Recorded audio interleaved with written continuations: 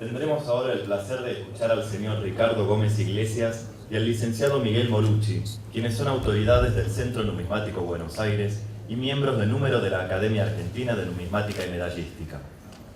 Ricardo fue presidente del Centro Numismático Buenos Aires en el periodo 2008-2010 e integra la comisión directiva del mismo desde hace más de una década.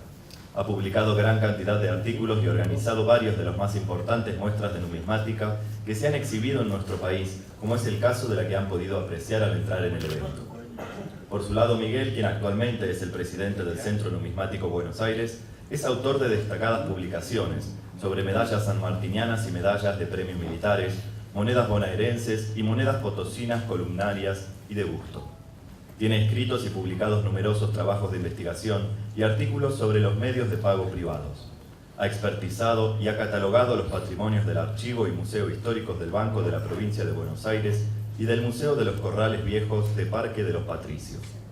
Su alocución se titula Dos piezas únicas que recuerdan historias de independencia. Buenas tardes a todos.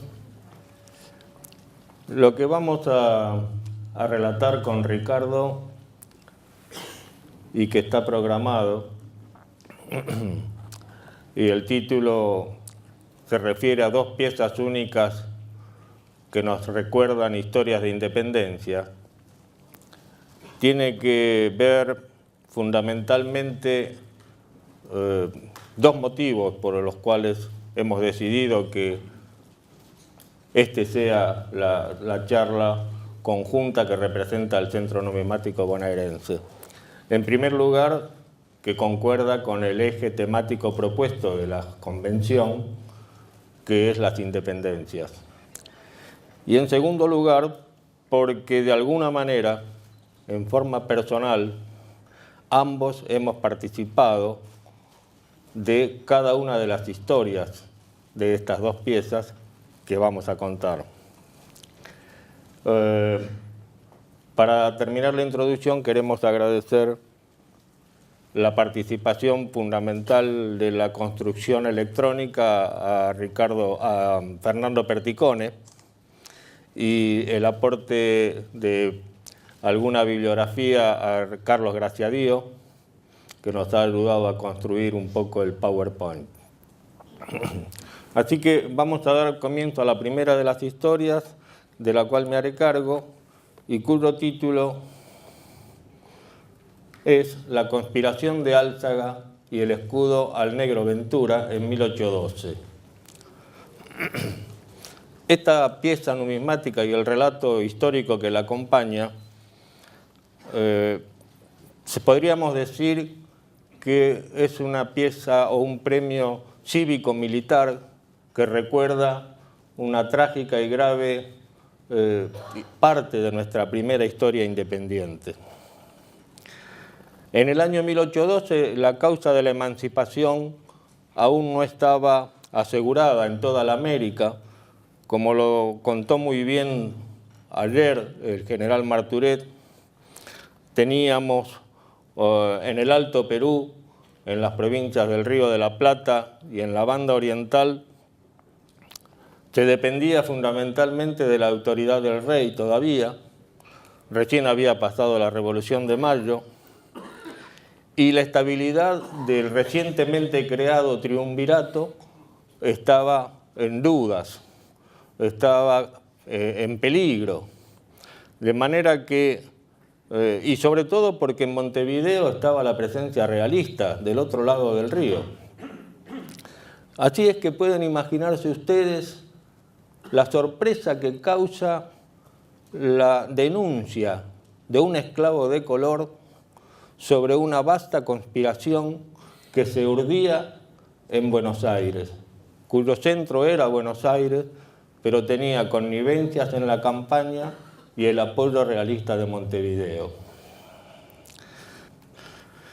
La cabeza responsable de esta conspiración es el personaje que ustedes están viendo, Martín de Álzaga, el mismo que fue héroe y en la defensa de la segunda invasión inglesa en 1807, 5 años antes de esta fecha. Lo cierto es que Álzaga conspiraba contra los aires independientes de los patriotas y él siempre quería defender la enseña española por sobre los aires independentistas, si se puede llamar, de todos estos amigos que pugnaban por la libertad. El plan era vasto y era muy cruel, si se quiere.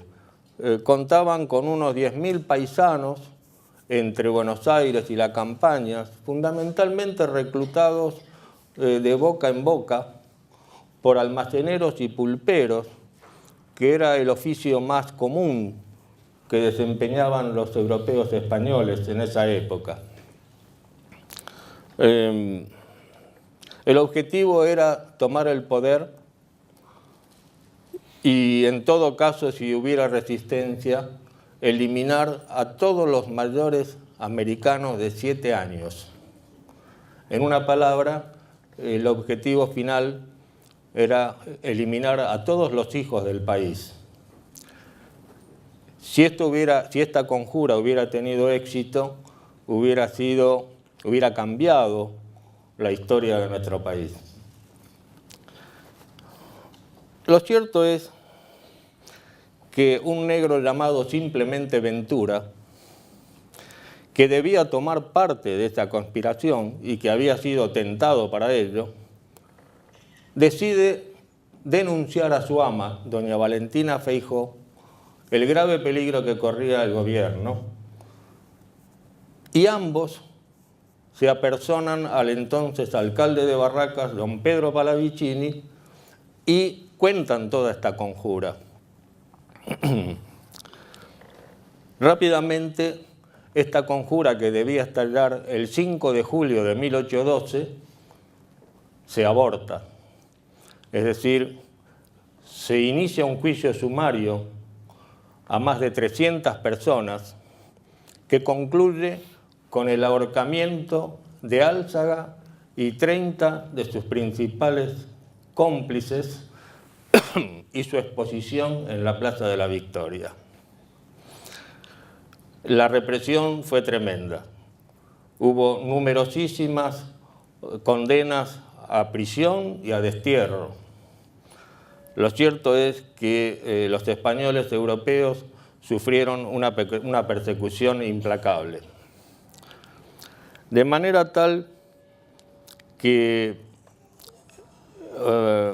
el triunvirato por entonces decide premiar de un modo extraordinario este hecho, y a este denunciante llamado simplemente Ventura, por medio de un decreto del 22 de julio de 1812, publicado en la Gaceta Ministerial número 16, y que voy a leer textualmente, lo premia.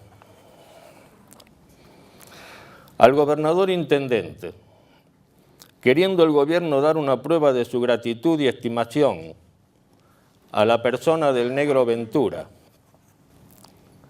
No es exactamente el negro Ventura, porque obviamente no lo pudimos retratar, pero es la mejor imagen que pudimos conseguir para que ustedes se formen una idea.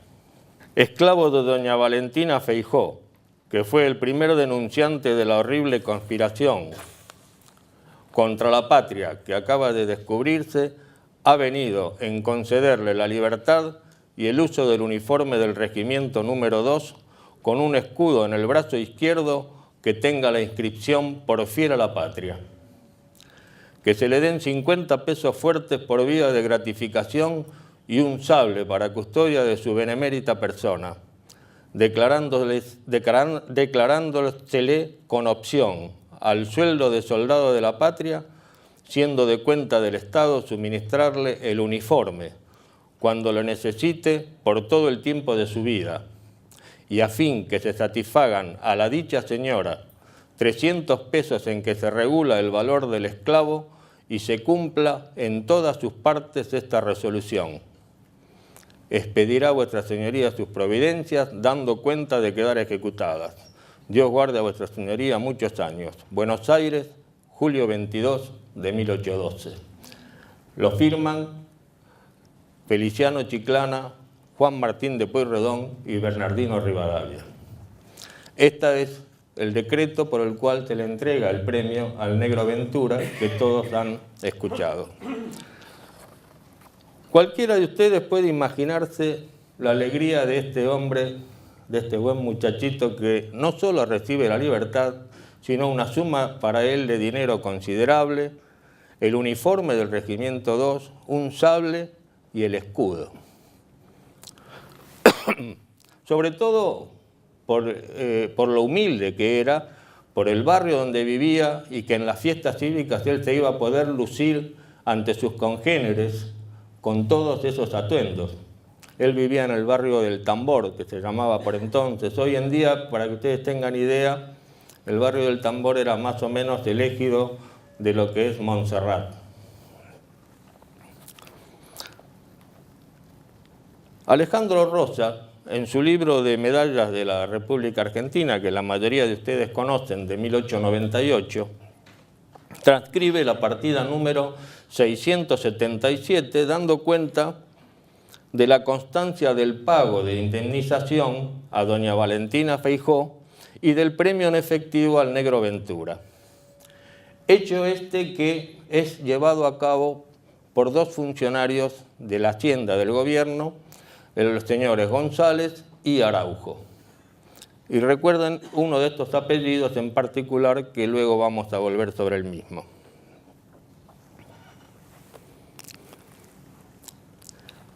Ahora están viendo la pieza en cuestión, el escudo, que por supuesto está expuesto en la vitrina del Museo de los Corrales Viejos, en el pasillo central. Se trata de una pieza única, por ser personal, obviamente, y es un escudo o medalla oval de plata que mide aproximadamente 44,7 milímetros, mide 44,7 milímetros de altura por más o menos 30,5 de ancho y pesa unos 3 gramos y moneditas, 3,1 gramos, y tiene en 4 líneas la leyenda "Por fiel a la patria", sobre 2 ramas de laurel en sotuer, cruzadas, y rematado por encima con un moño en forma de lazo. Y en el reverso, que si bien no es totalmente liso, tiene las oquedades o huecos propios de la plata repujada, y que de frente no se ve, tiene un papelito todo dobladito, que para esta imagen lo hemos desplegado muy cuidadosamente, con claros signos de antigüedad, de época, y escrito a mano, cuyo texto, por si no alcanzan a distinguirlo desde la platea, dice: julio 24 de 1812, al Negro Ventura, que denunció la conspiración de los españoles, se le concedió un escudo de plata con la inscripción "Por fiel a la patria". Esto es lo que está manuscrito en el papelito todo doblado que está pegado detrás de la pieza y que presentada en la vitrina no se alcanza a ver absolutamente nada de lo que tiene detrás. Es muy probable que este escudo haya sido diseñado por el platero y ensayador cusqueño Juan de Dios Rivera. ¿Por qué? Porque más tarde está comprobado que se hizo otro escudo similar para el alcalde Parravicini, y que costó 10 pesos fuertes, que según Alejandro Rosa, el 23 de noviembre cobró este platero, pero sucede que posteriormente el escudo hecho a Parravicini se extravió y nunca más se supo de él. El único que quedó como testigo es el que se le otorgó a Ventura. Hasta acá les conté el hecho histórico. Hasta ahora tenemos lo que sucedió. Pero para que esta historia sea completa y desde el punto de vista numismático es muy interesante que les pueda contar una investigación posterior de la que hemos intervenido varios numismáticos. Porque vamos a relatar en qué manos de importantes coleccionistas y numismáticos y en qué exposiciones estuvo esta pieza única desde que le fue otorgada al negro Ventura, salvo un pequeño periodo hacia el final donde se perdió el rastro de ella hasta que volvió a aparecer. Ya nombramos la alegría que debió tener el pobre negro con el escudo, su sable y el uniforme, y esto lleva a creer o a imaginar seguramente que lo conservó toda su vida y que una vez muerto lo han recibido sus herederos. En este momento vamos a recordar quiénes fueron los funcionarios que le entregaron personalmente el dinero y el escudo. Yo les nombré a un tal González y a un tal Araujo.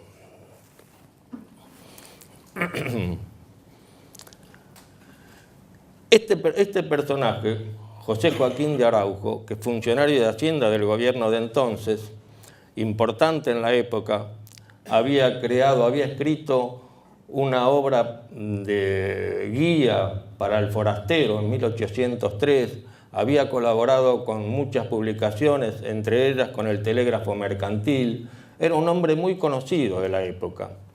Y resulta que, como él fue el que entregó personalmente a Ventura, lo conocía muy bien y también conocía a sus herederos.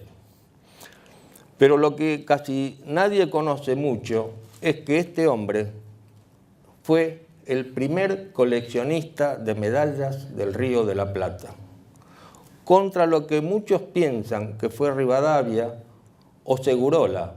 Sin embargo, no es así. José Joaquín de Araujo es el primer coleccionista y numismático del Río de la Plata. Quien desee profundizar sobre esta temática puede leer uno de los boletines de nuestro centro donde el desaparecido amigo doctor Carlos Santi de La Plata hace un bosquejo de su persona y demuestra esto que estoy diciendo. Así que, como no se trataba de un hombre cualquiera, también es fácil imaginar que los herederos de Ventura no se pudieron resistir demasiado ante el ofrecimiento del coleccionista. Todos sabemos cómo somos cuando encontramos la pieza que nos gusta, hasta dónde nos estiramos, ¿no es cierto? Y cómo tentar para conseguirla. Y esto fue lo que hizo Araujo. Araujo la incorpora a su colección. Y acá voy a contradecir quizás algunos escritos anteriores donde muchos sostienen que no fue Araujo el que consiguió la pieza de Ventura primero, sino que fue de Angelis. Sin embargo, fue Araujo. Más allá de esta imaginación de por qué la tuvo él, podemos comprobar de que la colección de Araujo tenía una característica muy particular.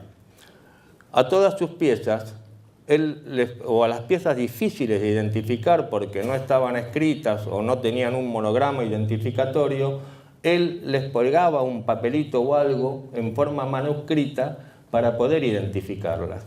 Prueba de ello es la famosa o conocida jura o proclamación de la villa de Maldonado en la Banda Oriental, que se puede identificar gracias a que tenía una copia escrita detrás del acta que la definía qué era.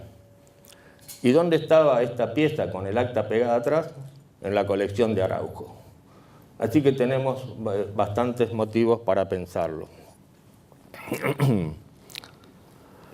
Al fallecer Araujo, en 1835, la pieza es adquirida por otro renombrado y muy importante coleccionista de la época, don Pedro de Angelis, que este polígrafo napolitano la publica justamente en el primer catálogo de numismática que se conoce, de 1840, y que van a ustedes a ver la tapita que se llamó Explicación de un monetario del Río de la Plata, publicado e impreso por la Imprenta del Estado en 1840.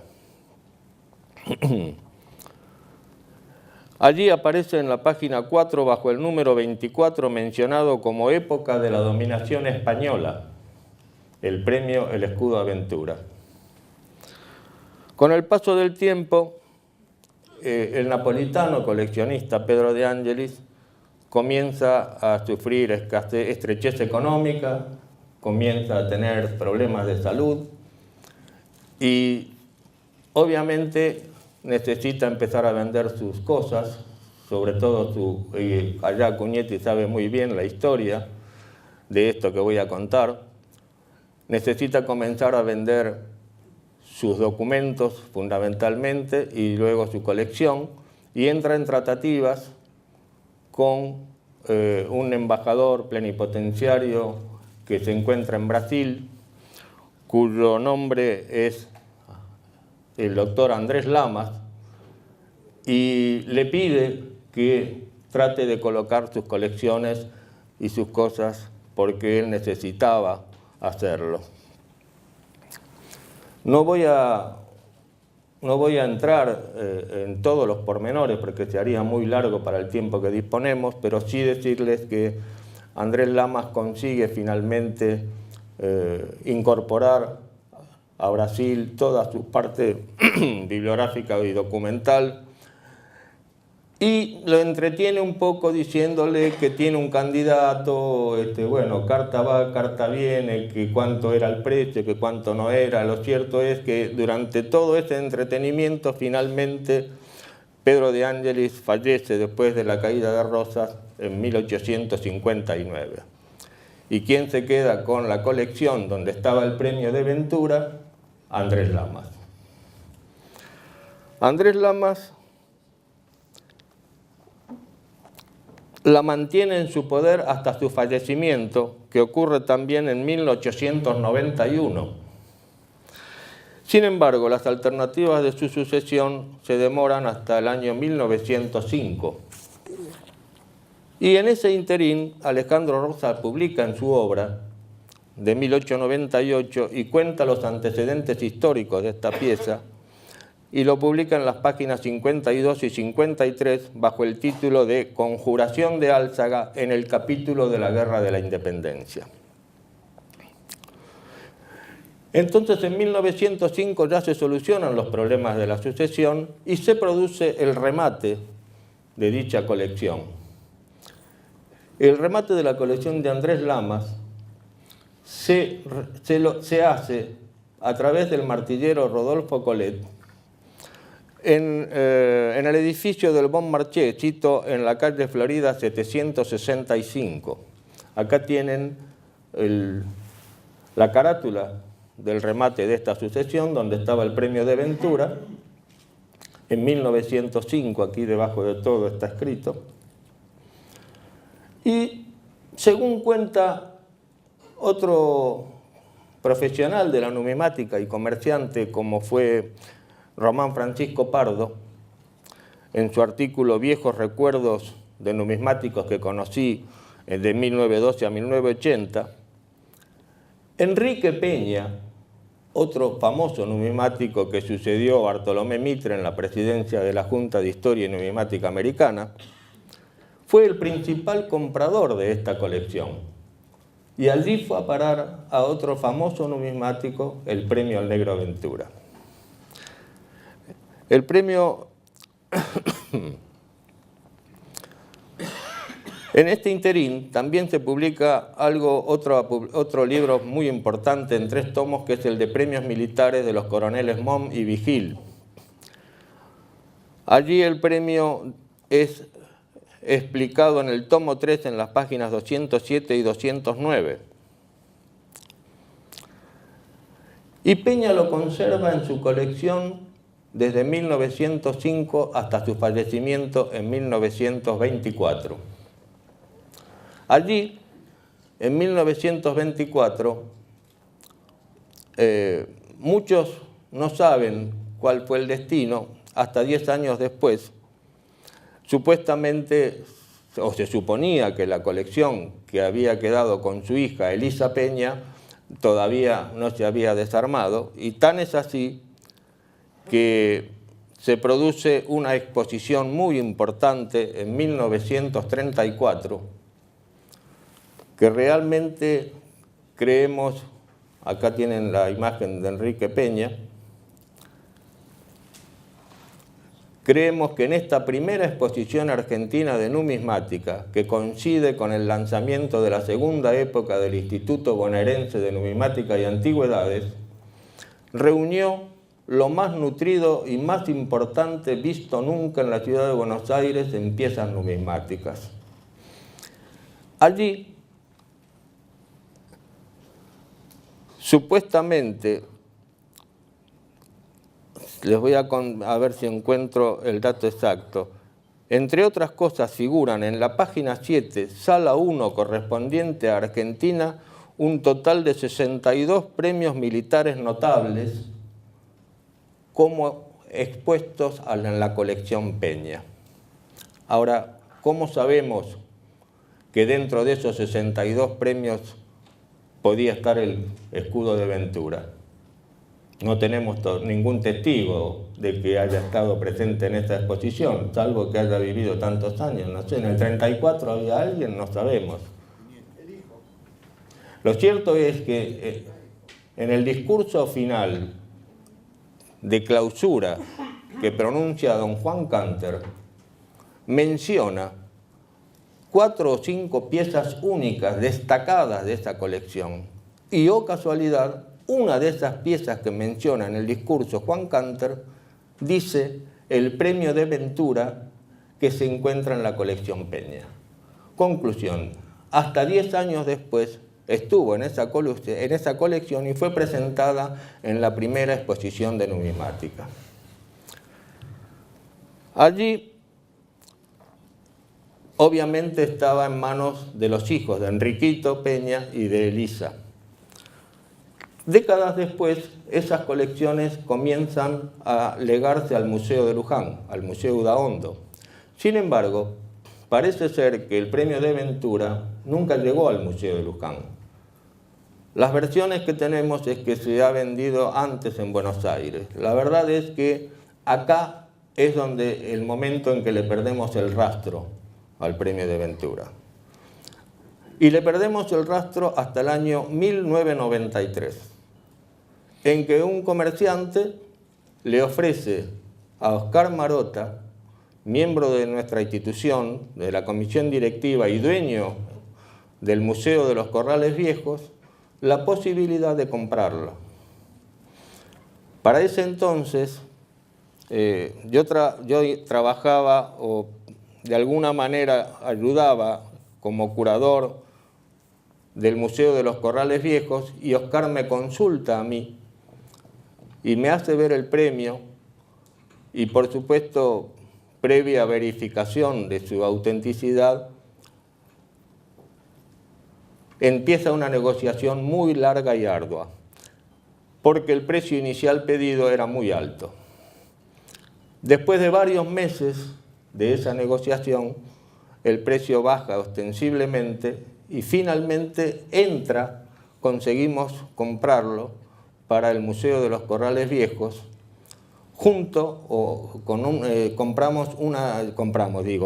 el museo una yunta donde venía el premio de Ventura y un premio enorme de oro, que era el premio por la exploración del río Salado, otorgado al coronel Taboada, por la exploración del río Salado desde Santiago hasta Santa Fe. Ambos premios ingresan en la colección de estos hombres, de Oscar Marota y Jorge Fernández, que actualmente aún vive, y él es quien nos ha facilitado el premio y las cosas que ustedes ven en el pasillo central. En ese momento, y en el año 1993, ahora están viendo que el premio participa de una nueva exposición que es el centenario de la fundación de la Junta de Numismática Americana, desde que se fundó en 1893, y la exposición es del mismo año que se compran estos premios. Y prueba de ello la tienen dentro de este fascículo. Acá tienen colección Oscar Marota y Jorge Osvaldo Fernández, premio por Fiel a la Patria, otorgada en 1812, hace toda la descripción y dice es colección Pedro de Ángeles, y también el premio militar por la campaña del Salado de 1856, que es el que yo les comentaba. Ambos premios son presentados como de la colección personal de ellos, porque aún no estaba construida la sala de premios militares del museo. Poco después se construye esta sala, y acá es donde descansa el premio de Ventura actualmente, excepto estos 2 días que ustedes lo han podido apreciar en el pasillo central del banco. Esta pieza única con tanta historia. Si alguno de los amigos numismáticos y coleccionistas quiere tener un recuerdo tangible de la pieza, puede optar por conseguir esta hermosa réplica que estamos mostrando ahora en pantalla, que hizo la Sociedad de la Medalla en 1915 y cuya única diferencia es un poquito más grande por el tamaño y obviamente distinto el cuño, por decirlo de alguna manera, y tiene en el borde una pequeña leyenda que dice Rep SLM 1915, que significa Reproducción Sociedad La Medalla 1915. Y con esto doy por finalizada la historia y el recorrido de esta hermosa pieza.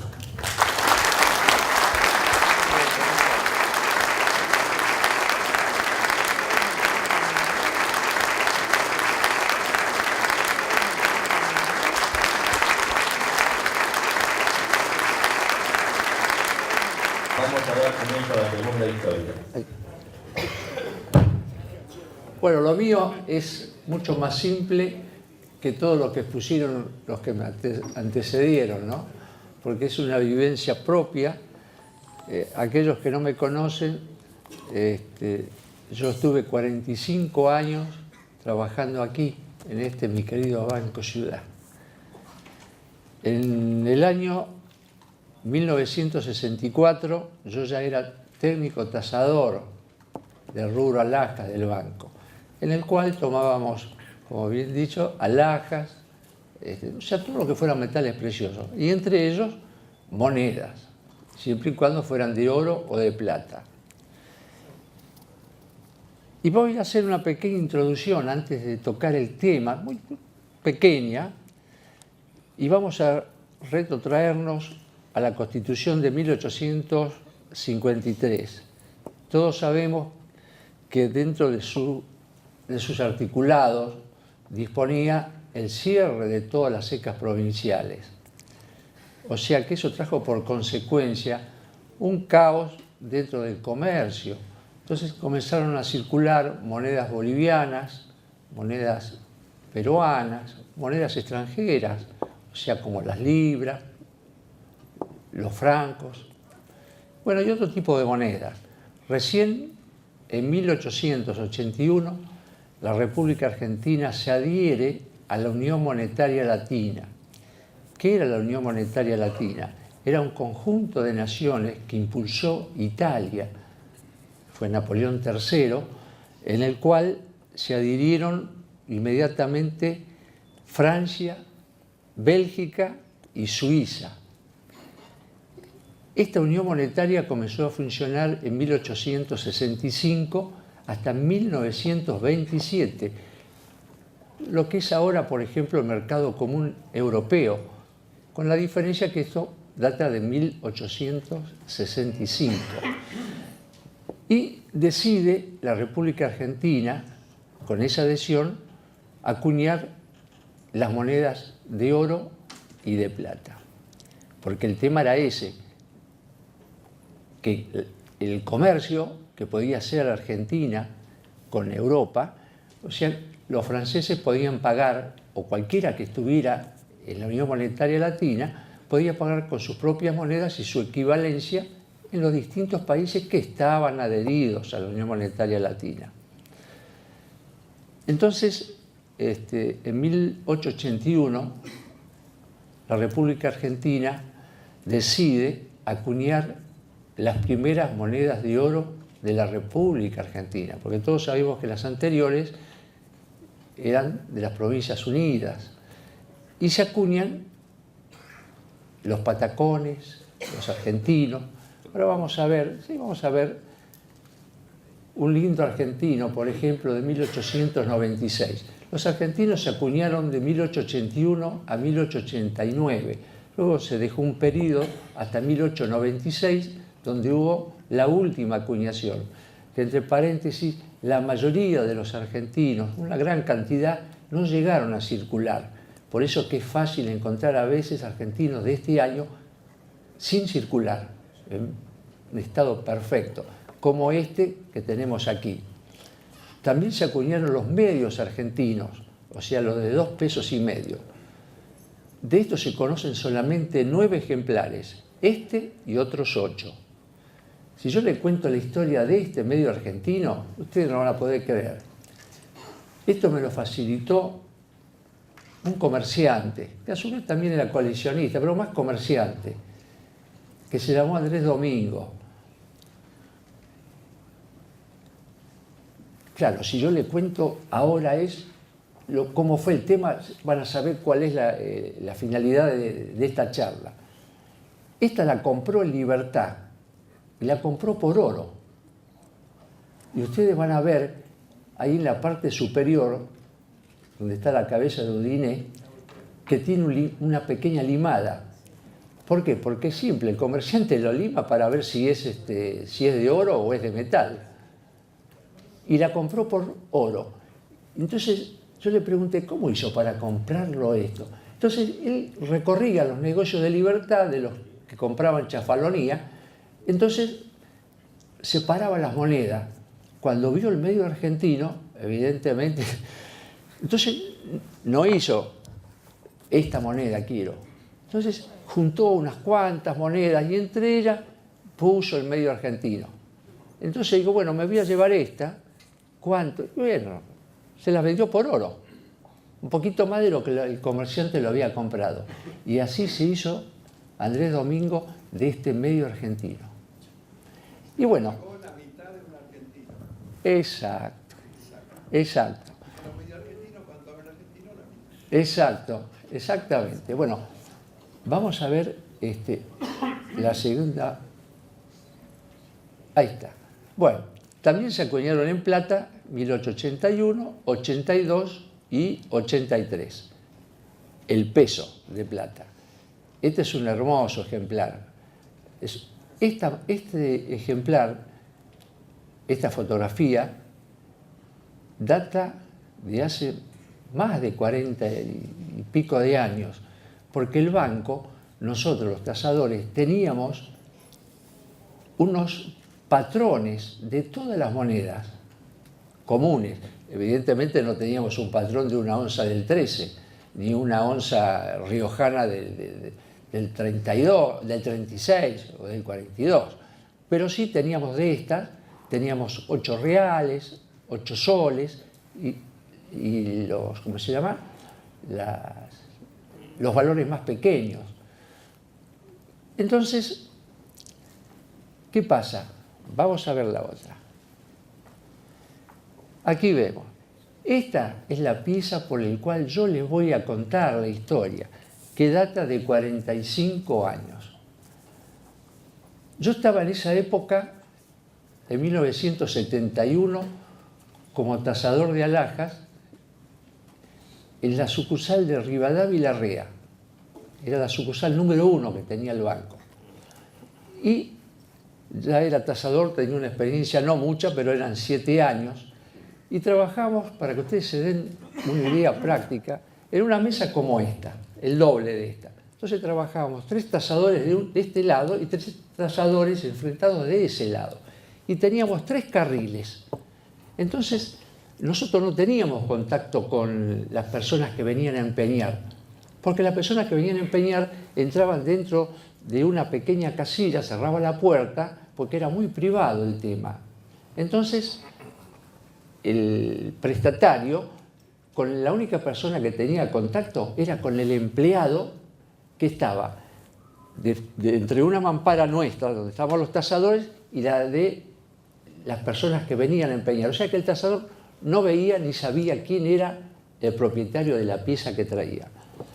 Entonces entraban por los carriles de costado, las cajitas, unas cajitas de 15 centímetros por 10 más o menos.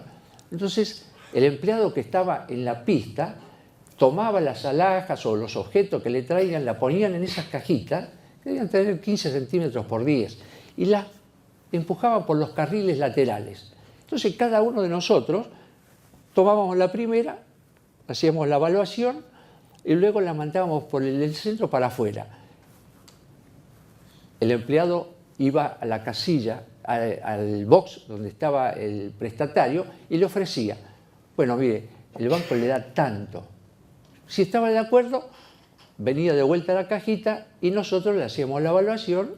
Evidentemente después de un proceso adentro administrativo, iba a la caja y en la caja le pagaban. Era un préstamo rápido porque en una hora y algo, cuando había mucha gente, ya se hacía del dinero.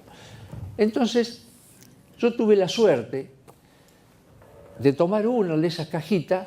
Cuando la tomo, la vuelco así y salta esta moneda.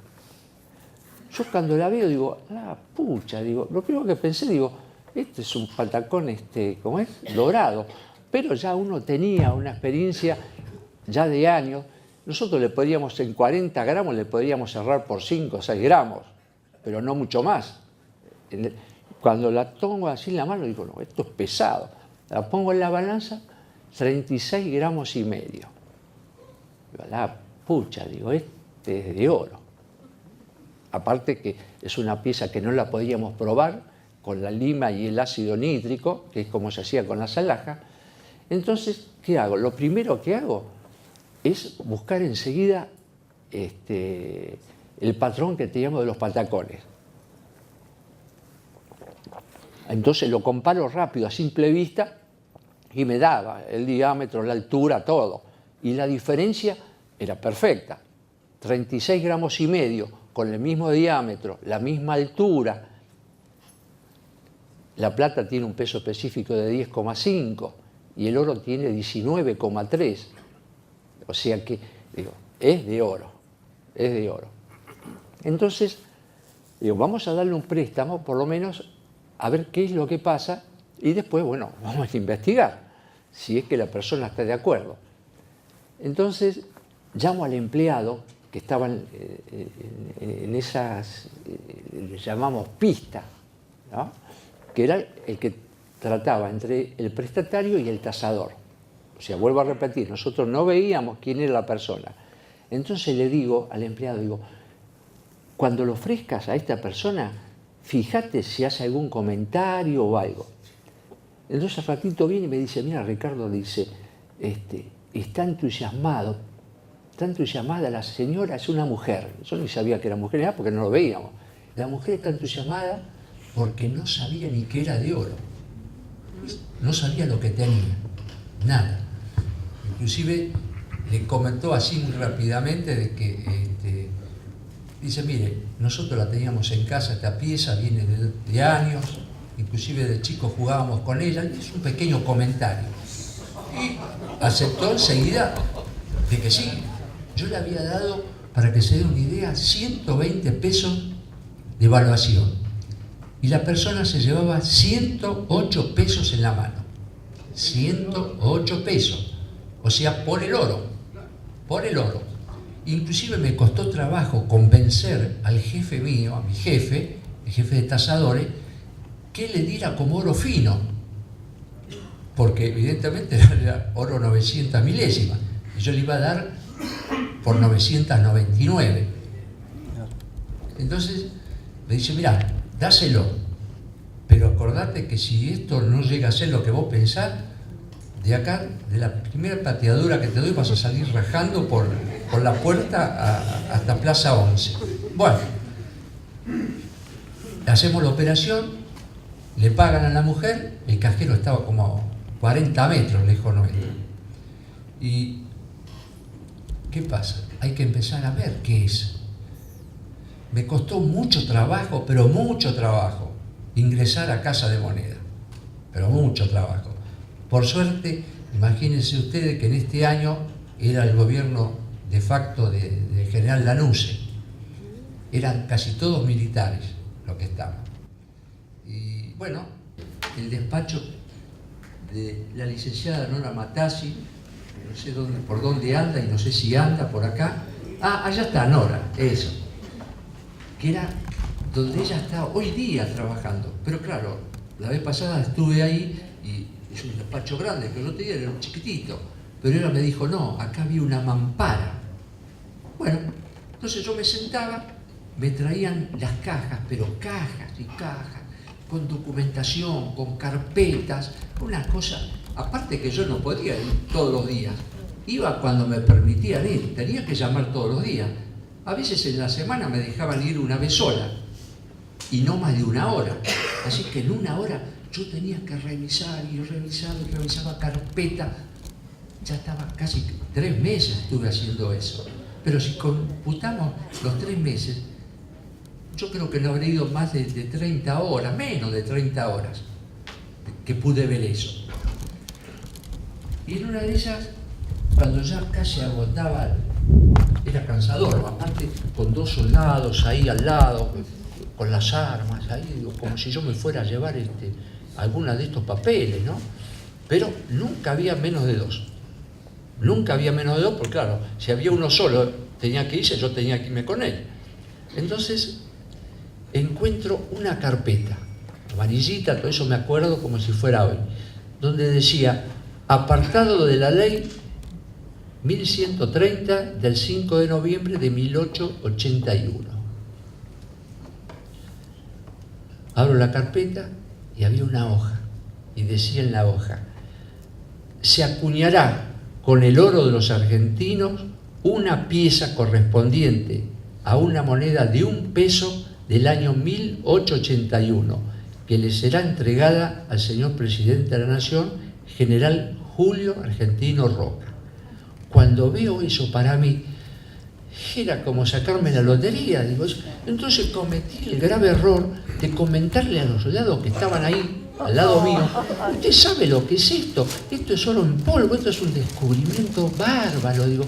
Y comenté así como si ellos entendieran algo de lo que... Pero sí se dieron cuenta que era interesante.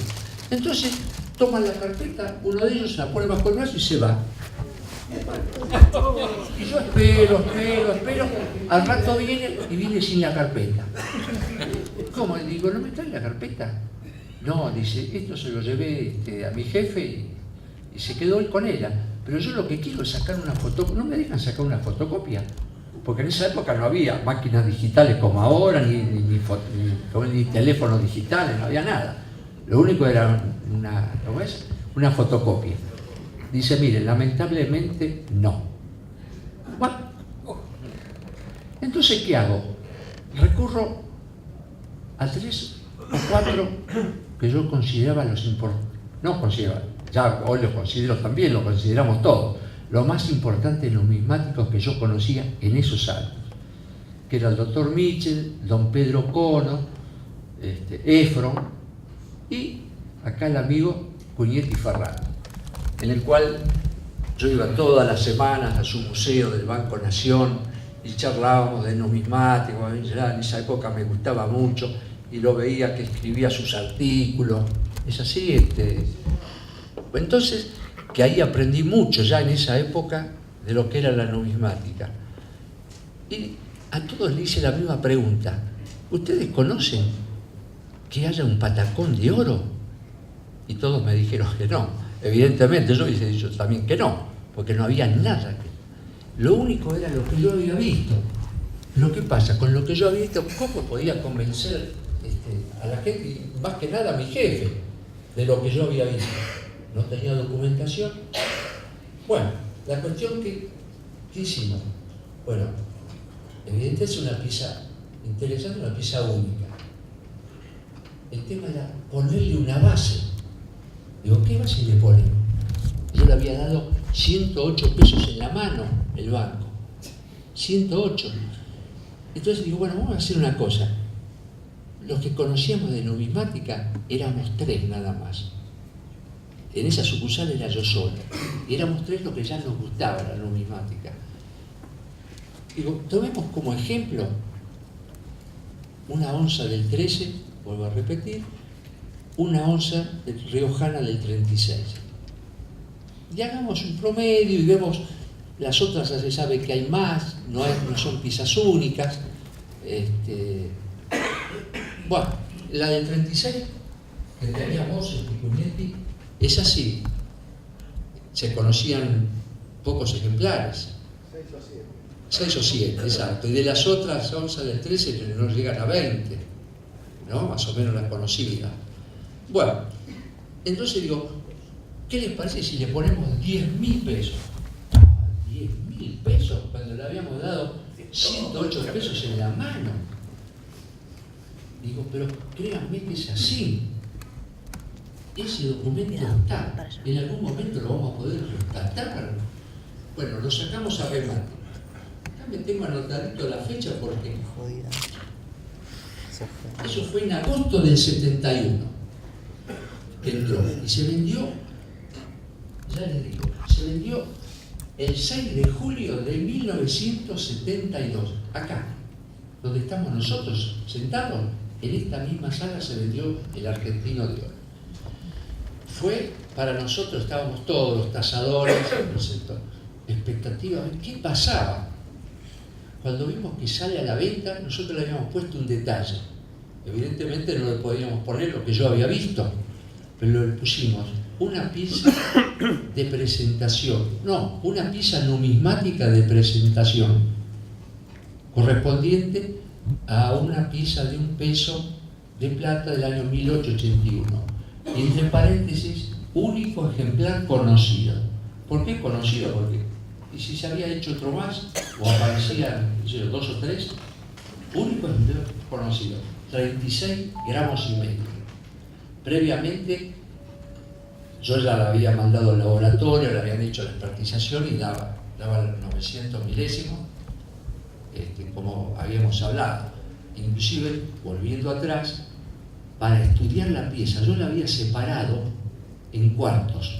Entonces tapaba las 3/4 partes de la pieza y con el patrón que teníamos nosotros al lado, yo comparaba las piezas, pero comparaba detenidamente, que me llevó bastante tiempo, o sea, punto por punto, y evidentemente se había acuñado con el primer cuño de los patacones.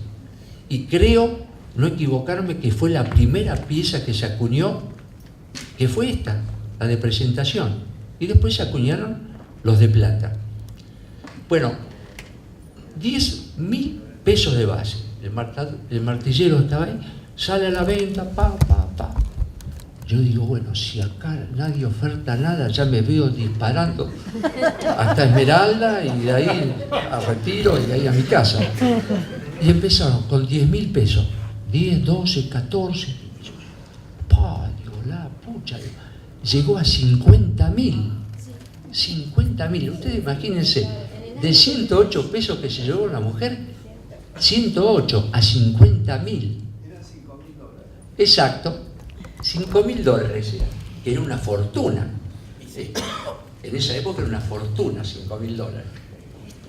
Entonces, bueno, fue una ovación tremenda porque una cosa que nunca se había visto, una cosa semejante. Y le voy a decir por qué hoy toco este tema. Si ustedes googlean y ponen patacón de oro, van a ver lo que la gente opina. Grandes entendidos que se dicen ser. Uno de ellos pone inclusive hasta que le hizo hacer roca para él y que él quería poner su imagen en lugar de la cabeza de Libertad de Udine. Una locura. ¿Cómo Roca va a ser una cosa así? Una barbaridad. aparte, otros se asemejan bastante a la verdad. Se ve que habrán leído un trabajo que yo presenté hace como 20 años en la provincia de Córdoba, que fue la primera vez sobre el patacón. Entonces, algunos se asemejan, pero otros dicen cualquier barbaridad, que está lejos de lo que yo le estoy contando. Entonces, se vende 50.000, que ya era. Cuando hay que pagarle a la mujer, digo, llámenme, ya lo habíamos llamado anteriormente. ¿Y por qué la habíamos llamado anteriormente a esto? Vuelvo atrás. Le digo, dígame, señora, digo, ¿usted tiene algún familiar que haya tenido alguna relación con la familia del general Roca? Y espontáneamente me dice, mire, mi bisabuela fue ama de llaves del general Roca. Entonces, ya directamente, ya no había más. Pero ¿qué pasa? Igualmente nos faltaba la documentación. Ya cuando se había vendido, no la teníamos. Quiere decir de que los que ofertaron por esta pieza y que llegaron a 50.000 pesos, sabían del tema y confiaban de que sí, que era una pieza real. Pero hace 2 años, merced a la gestión de la licenciada Nora Matassi, que nos invitó a visitar su museo de la Casa de Moneda, vimos un documento, un libro, que estaba ahí exhibido, y acá un señor que lo tengo muy cerquita, que nunca me creyó, hasta hace 2 años, lo que yo decía hace 45 años. En el libro le voy a mostrar lo que es. Sí. Fíjense ustedes, ven ahí remarcadito al costado. Este es un documento de la Casa de Moneda. Fíjense, acá lo tengo un poco lejos, pero ven, acá dice, una pieza de oro. Léemelo porque... Entregada al señor Presidente de la República y oro fino depositado en Tesorería General para servir a la verificación del título de las monedas emitidas. ¿Me permitís un minuto? Ahora, fíjense, acá está. Esto lo hacían a mano, lo escribían a mano. Y fíjense que arriba dice la tesorería, o sea, era la tesorería. Y acá, ¿qué es lo que encabeza? El 25 de mayo, fíjense, entrega de un peso en oro, 900 milésimas, fíjense los gramos, 34,460. Y yo le puse 36,5 con una balanza que tenía una diferencia de medio gramo, en más o en menos. Y ahí, fíjense, le erré por muy poquitito. Casi le pongo los 30, ¿cuánto era? 36,460. Bueno, vamos a ver la otra. Y ya esta es la definitiva. Ya con esto no hay discusión. Acá lo ven. 36,460, 1881, mayo 12. Se entrega en onzas de oro. O sea que la tesorería le entregó onzas de oro para verificar su título y con ese oro acuñaron el argentino, que le fue entregado al general Julio Argentino Roca.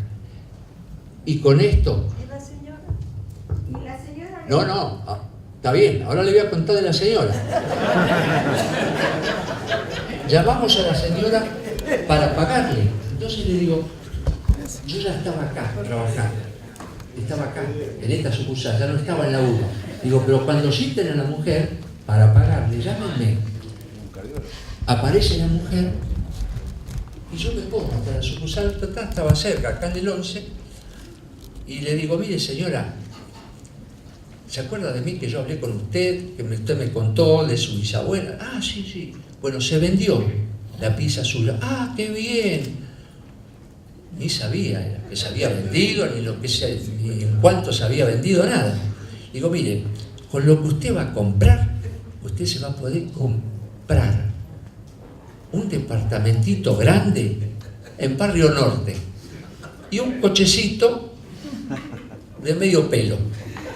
Cuando le dije así, inclusive había venido con un hijo, porque yo le había dicho que viniera con una persona que la acompañara, se puso blanca y yo, ¡pam! Yo digo, uy, la maté a la...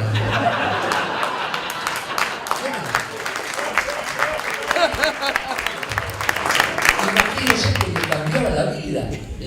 No le cambiaba, le cambió la vida. Inclusive no se pudo llevar la plata toda porque era una fortuna. Entonces se lo fueron pagando de a poco. Entonces no sé cuántos viajes hizo la pobre mujer porque se llevó el efectivo, ¿eh? Así que hizo, no sé, 30, tuvo un mes llevándose la plata del banco. Y con esto queda... Doctor Villagra, ¿está convencido? Bueno, esta es la verdadera historia y lo lindo es que lo tiene hoy día el Museo del Banco Central de la República Argentina, que son ustedes. Así que gracias exacto, y que logramos que el presidente autorizara por primera vez a sacarlo, ¿es así? A sacarlo del museo para ser exhibido como está exhibido acá en planta baja. No es la primera vez. Estuvo en el Savoy. La primera vez estuvo en el Savoy en el año 2000 y después estuvo en Carlos Paz. Pero estamos hablando de instituciones oficiales. El Savoy era un hotel y acá es una institución oficial, a eso me refiero. Así que felicitaciones al Banco Central por haber adquirido esa pieza. Gracias.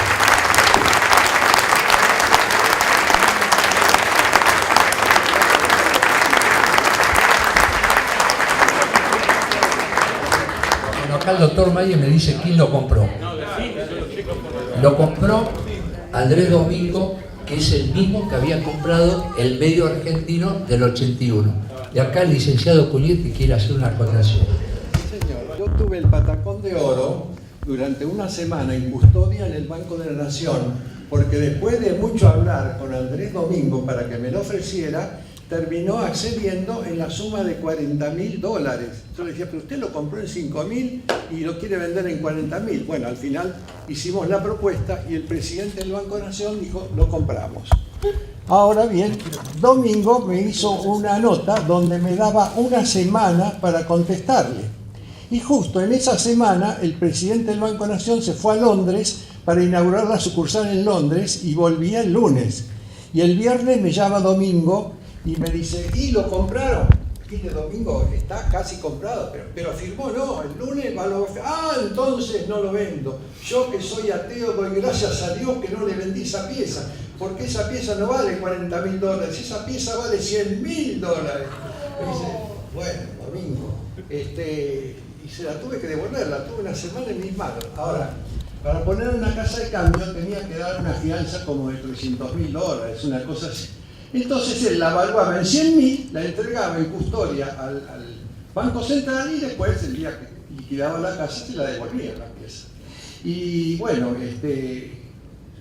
entonces la segunda parte del asunto es así. Yo le devolví la pieza y yo ya tenía adjudicado los $40.000. Y a mí me costaba un trabajo bárbaro conseguir que el banco me diera plata para comprar monedas, para comprar cosas para el museo. Entonces lo vi a Domingo y le dije, por $40.000, ¿qué me puede dar? Bueno, dice, venía a $40.000, le compré el medio argentino del 81, los 8 escudos de rosa del 42, los 8 escudos del 38, el del 40 federal, varias piecitas de 2 escudos de La Rioja. O sea que el ensayo en plata del escudo del año 13, con un agujerito. O sea que salí mucho más beneficiado. Y después les cuento que, bueno, cuando salió a remate la pieza, había 2 personas que estaban interesadas y que dijeron, lo voy a comprar a cualquier precio. Uno era Domingo y otro era el doctor Altman. Una tontera, porque si hay una sola pieza, tire una moneda y bueno, entonces así fue como subió a ese precio, si no tal vez no hubiera subido a ese precio.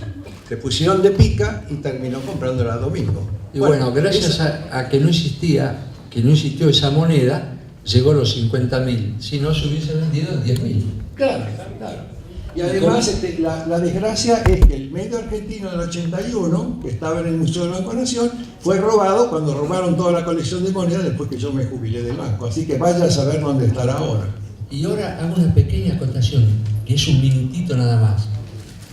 Después que compró Domingo esta pieza, yo tenía una fotografía del del patacón de oro, que no es un patacón, tampoco es, como dice acá el doctor, una medalla. Una medalla se hace por un motivo X y tiene su fecha y por qué se hizo la medalla.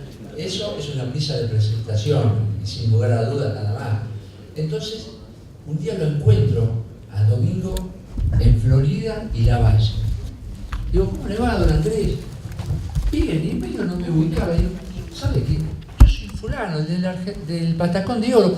Sí, ¿cómo le va? Digo, ¿sabe lo que le vengo a pedir? Si no me deja fotografiarlo, pero bien. Y dice, espéreme media hora. Se fue al banco, a la caja de seguridad, y se vino con el medio argentino, que es este, por eso tengo esta fotografía, con el patacón de oro. Me trajo un montón de monedas, entre ellos inclusive una moneda que para mí es falsa, un 8 reales del 13 en oro. Sí, yo se la rechacé cuando me la ofreció. Claro, o sea que para mí don Andrés se portó bárbaro porque gracias a él tengo esta fotografía, si no, honestamente no lo hubiese tenido. Bueno, gracias a todos.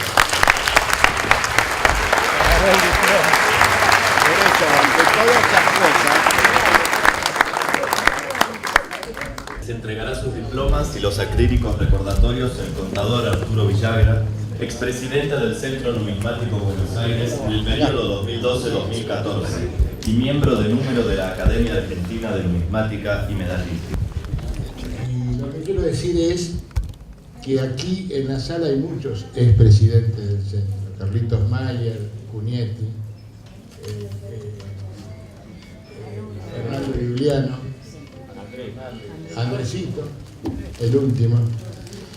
Y los que somos, Jorgito, no te vi, discúlpame. Y los que somos socios del centro, debemos muchísimo a los que fueron presidentes. Porque el centro está como está gracias a la gestión de todos estos presidentes y muchos más que no están hoy, que han pasado por nuestro centro. Y también quiero agregar y recordar lo que decía Pesano hoy en su conferencia, cuando hablaba de los maestros, y hacía referencia a Pauletti y hacía referencia a Cunietti. Y creo yo que también estamos frente a otros dos maestros. Y no es casualidad que todos estos maestros que se nombraron sean miembros de la Academia Argentina de Numismática y Medallística. Y noten que la nueva política de la academia es la de federar, no es una academia de la ciudad de Buenos Aires, sino esta academia se está haciendo nacional y sus integrantes pertenecen al interior. Eso es como un pequeño comentario. Y no es casualidad que yo esté entregando este premio a estos dos compañeros y maestros. Yo creo que acá hay una doble intención, porque la charla de Miguelito fue sobre el premio al Negro Ventura, y yo no sé si tiene algo que ver que hayan designado al Negro Villagra para entregar el premio. No sé. Hola. Cuando estaba escribiendo me equivoqué y tuve que corregirlo. No sé si tiene algo que ver el asunto de los negros, pero bueno, a ver, todos los negros sentémonos de este lado. Y también el tema de si es medalla o es moneda. Pero yo creí siempre que ese patacón de oro, no vamos a ver si es moneda o medalla, por la procedencia que venía medio raro. Y gracias a Nora, cuando me muestra el libro de acuñación en oro, veo hace muchísimos años, que en el primer renglón de la primera hoja del libro de acuñación en oro estaba sentado el patacón de oro. A partir de ese momento, todo lo que yo opinaba, fui a Ricardo y dije, perdóname, porque yo opinaba que la procedencia era media rara de ese patacón de oro. Por eso yo estaba siempre, mirá, yo, ¿qué querés que te diga? Siempre en la duda. Es una historia de muchos años. Bueno, y entonces, fíjense que medalla o no, pero la medalla está en la charla de esta convención. Lo importante, hablamos de moneda, hablamos de historia, hablamos de Potosí, pero también hablamos de medalla. Gracias.